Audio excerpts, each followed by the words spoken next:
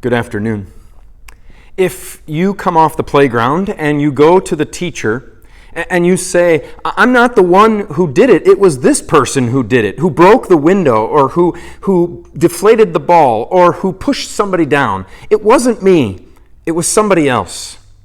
You might get a listening ear from the teacher. He might hear you out and say, but somebody else told me that you were the one who did it. What do you need in that situation? You're defending yourself. You're testifying for yourself. You're telling the truth. You weren't the one who did it. You're telling the truth. But what you need is somebody else. Somebody else to talk for you. Somebody else to testify on your behalf. To say, yep, what they're saying is true. They weren't the ones that did it. It was somebody else. It wasn't them. That kind of thing is going to back up your testimony. So it takes two at least to verify that testimony in that situation.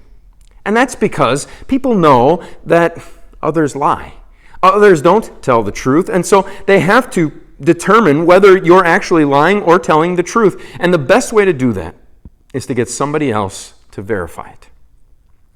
Now, when Jesus speaks, he is God, and he is telling the truth always.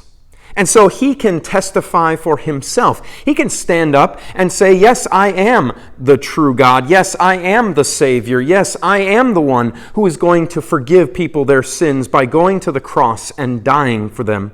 I am the one who can give you heaven. I am the one who is going to free you from your guilt. I am the one. And when Jesus says those things and testifies to that truth, it is good enough. But there's even more. Because Jesus does not leave himself with just his own testimony, which would be good enough by itself. But he says this in John chapter 8, verse 18. I am one who testifies about myself, and the Father who sent me testifies about me. So God the Father comes along and testifies the same thing about Jesus.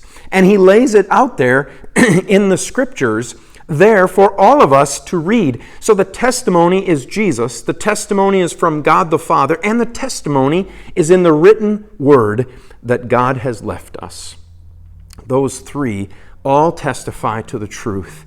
We have plenty that we need. Testimony about what is true about Jesus, what he has done for us, and what he will do for us in the future. The testimony is true. It comes from Jesus. It comes from God the Father, and he has left it to us in his word.